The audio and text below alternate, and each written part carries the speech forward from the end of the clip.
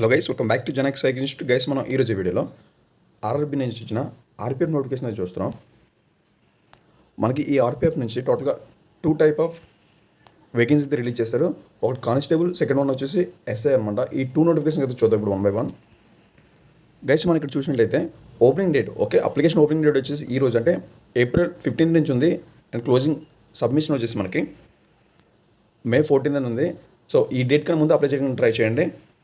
If in case మీరు ఇచ్చిన డీటెయిల్స్లో మీరు ఏదైనా మీ డేటాలో ఏదైనా ఇన్ కేస్ మాడిఫై చేయాలనుకుంటే ఆ మోడిఫికేషన్స్కి మనకి May 24th వరకు అయితే టైం ఉంటుంది.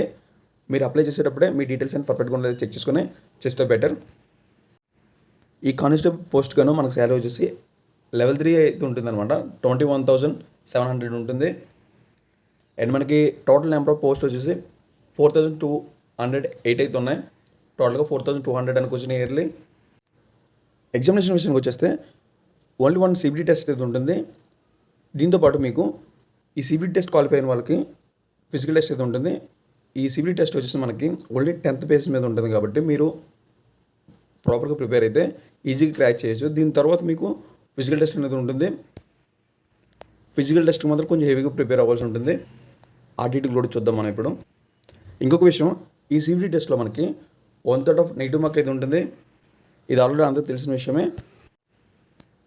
ఎగ్జామినేషన్ విషయానికి వచ్చేస్తే మనకి ఓన్లీ 1 CBT టెస్ట్ అయితే ఉంటుంది. ఇది 10th బేస్ మీద ఇస్తారు కాబట్టి మనం కొంచెం ప్రిపేర్ అవ్వగలిగితే ఈజీగా క్రాక్ చేయొచ్చు. ఇది అయిపోయిన తర్వాత ఇందులో క్వాలిఫై అయితే ఫిజికల్ టెస్ట్ అనేది ఉంటుంది. దీనికి మాత్రం కొంచెం ఎక్కువగానే ప్రిపేర్ అవ్వాలి. ఈ ఫిజికల్ టెస్ట్ డీటెయిల్స్ కూడా చూద్దాం. ఈ CBT టెస్ట్లో మనకి 1/3 రాంగ్ ఆన్సర్కి 1/3 నెగిటివ్ మార్కింగ్ అయితే ఉంటుంది. ఇది ఆల్రెడీ చాలామంది తెలిసిన విషయమే.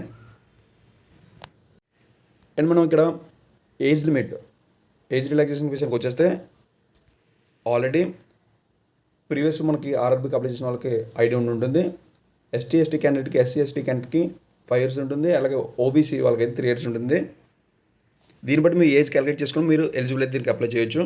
ఇంకా క్లియర్గా ఇచ్చేటువంటి ఇక్కడ మనకి అండర్ రిజర్వ్ EWS వీళ్ళకైతే 1996 ఆ టైంకి అయితే పుట్టి ఉండాలి. మీ బర్త్ అనేది అప్పుడు ఉండాలి. OBC వాళ్ళైతే 1993 తర్వాత అయితే ఉండాలి. SC/ST వాళ్ళకి 1991.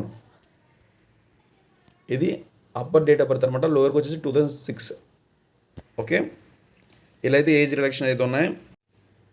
ఎగ్జామినేషన్ ఫీజు విషయానికి వచ్చేస్తే SC/ST, ex service man, female, minority or EBC candidates ఉంటారు కదా, వీళ్ళకైతే 250 రూపీస్ అయితే ఉంటుంది. అండ్ రిమైనింగ్ క్యాండిడేట్స్ ఎవరికైనా సరే 500 రూపీస్ అయితే మీరైతే ఫీ అయితే పే చేయాలి. ఇది మళ్ళీ రీఫండబుల్. ఓకే, ఇక్కడ మనకు క్లియర్గా ఇచ్చారు చూడండి. ఫస్ట్ పాయింట్లో 400 రీఫండ్ అవుతాయి అనమాట. సో మీరు అప్లై చేసేటప్పుడు, మీరు పేమెంట్ చేసేటప్పుడు మీ బ్యాంక్ డీటెయిల్స్ అయితే అక్కడ ఇస్తే మీకు 400 రూపీస్ అనేది రీఫండ్ జరుగుతుంది ఆఫ్టర్ ఎగ్జామినేషన్స్. ఇదైతే కొంచెం టైం అయితే పడుతుంది, కానీ 400 రూపీస్ అయితే మీ బ్యాంక్ అకౌంట్లో మీరు ఏదైతే ఇస్తారో ఆ బ్యాంక్ అకౌంట్కి అయితే వస్తాయి. మోడ్ ఆఫ్ పేమెంట్ విషయానికి వస్తే ఇప్పుడు ఆన్లైన్లో జరుగుతున్నాయి.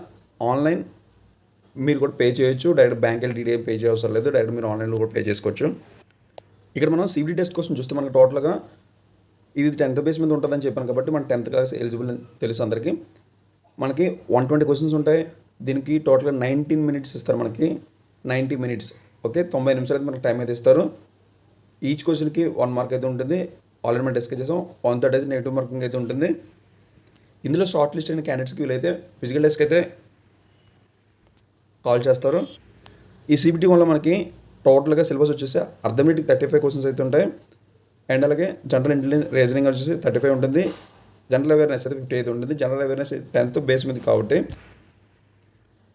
కొంచెం మీరు 10th సిలబస్ రిలేటెడ్ ఉన్న చూస్తే బాగుంటుంది.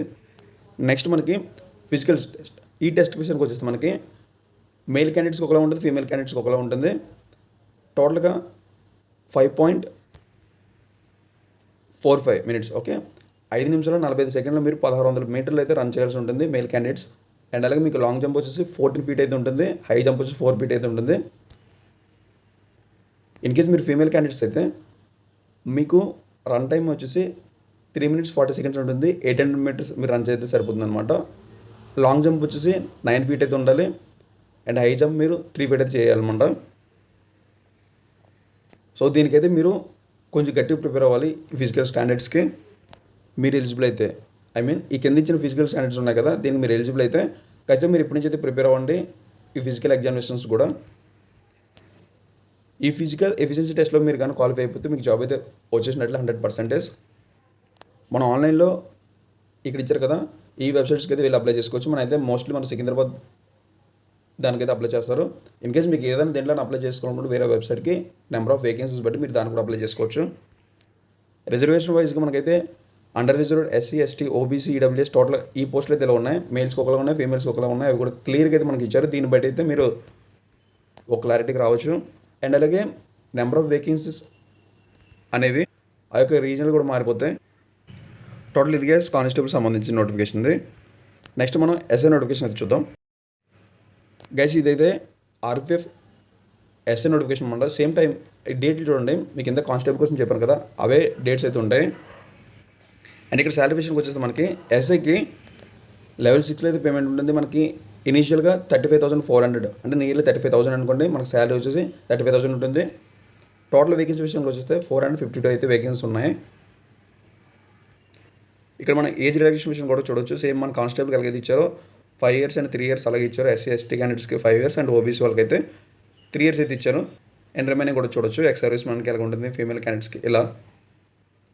ఎడ్యుకేషన్ క్వాలిఫికేషన్ విషయానికి వచ్చేస్తే ఎనీ డిగ్రీ ఎవరైనా అప్లై చేసుకోవచ్చు. కాకపోతే మీరు ఫైనల్ ఇయర్లో ఈ ప్రజెంట్ ఉండి మీరు ఇంకా మీ ఫైనల్ ఇయర్ రిజల్ట్స్ కోసం వెయిట్ చేస్తున్నట్లయితే మీరైతే అప్లై చేయడానికి లేదు. అదైతే మనకు 6th సి పాయింట్లో క్లియర్గా మెన్షన్ చేశారు. ఎగ్జామినేషన్ ఫీజు కూడా సేమ్ కానిస్టేబుల్కి ఎలాగ పే చేస్తే దీన్ని కూడా ఎలా పే చేసుకోవచ్చు, సేమ్ అమౌంట్ అనమాట. ఈ ఎస్ఐ వేకెన్సీస్ కూడా మనం ఫస్ట్ CBT 1 అయితే జరుగుతుంది. దీనికి కూడా ఒకటే ఎగ్జామ్ ఉంటుంది. ఈ ఎగ్జామ్లో మనకి టోటల్గా సేమ్ కానిస్టేబుల్ మీకు ఎలా ఉంది అలాగే 120 క్వశ్చన్స్ ఉంటాయి, 90 minutes అనమాట. 130 నెగిటివ్ మార్క్ అయితే ఉంటుంది. అండ్ దాని తర్వాత మీకు ఇక్కడ సిలబస్ విషయానికి వచ్చేస్తే అర్థమెటిక్ 35 ఉంటుంది, జనరల్ ఇంటెలిజెన్స్ రీజనింగ్ 35 ఉంటుంది,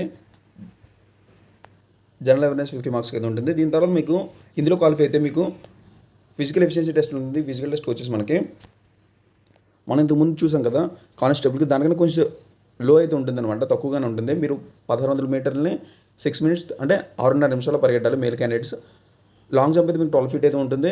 హై జంప్ విషయానికి వస్తే 3.9 inches అయితే ఉంటుంది అనమాట. మీరు 3 అడుగుల 9 inches అయితే మీరైతే హై జంప్ అయితే చేయాలి. అదే ఫీమేల్ క్యాండిడేట్ విషయానికి వచ్చేస్తే మీరు 800 మీటర్లని 4 minutesలో రన్ చేయగలిగితే సరిపోతుంది. అలాగే మీరు 9 feet 9 అడుగులు లాంగ్ జంప్ అయితే చేయాల్సి ఉంటుంది. 3 feet హై జంప్ అయితే చేయాల్సి ఉంటుంది. అండ్ అలాగే మీకు ఇక్కడ మీ ఫిజికల్ స్టాండర్డ్స్ కూడా ఇక్కడ ఇచ్చారు. మేల్ క్యాండిడేట్స్కి ఎలా ఉండాలి, ఫీమేల్ క్యాండిడేట్స్కి ఎలా ఉండాలి, అది కూడా మీరు చూడవచ్చు. సేమ్ ఇది కూడా సిమిలర్గా నియర్లీ కానిస్టేబుల్కి ఎలా ఉంది అలాగే ఉంటుంది ఇది కూడా. అండ్ మనకి ఇక్కడ ఎడ్యుకేషన్ క్వాలిఫికేషన్ విషయానికి వచ్చేస్తే సబ్ ఇన్స్పెక్టర్కి graduate from recognised university. Okay, graduate ఎవరైనా అప్లై చేసుకోవచ్చని చెప్తున్నారు. మేల్ అండ్ ఫీమేల్ క్యాండిడేట్స్కి క్యాస్ట్ వైజ్గా వేకెన్సీ ఎలా ఉన్నాయో క్లియర్గా ఇక్కడ మనకి ఇచ్చేస్తారు.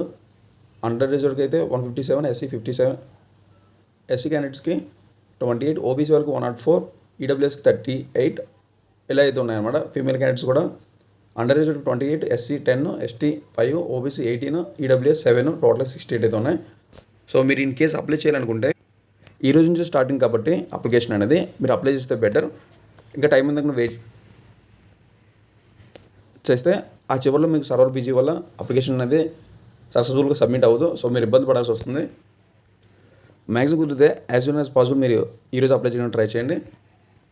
ఇన్ కేస్ మీకు అప్లై చేయడం తెలియకపోతే కింద కామెంట్ సెక్షన్లో అవుట్ అప్లై అని కామెంట్ చేస్తే నేను మీకు ఈ అప్లికేషన్ ప్రాసెస్ అంతా ఒక వీడియో చేసి అది కూడా పోస్ట్ చేస్తాను. Okay guys, video me friends and family మెంబర్స్కి ఎవరికైనా చూస్తున్నప్పుడు వాళ్ళు కూడా షేర్ చేయండి. Thanks for watching. Next video మళ్ళీ కలుద్దాం.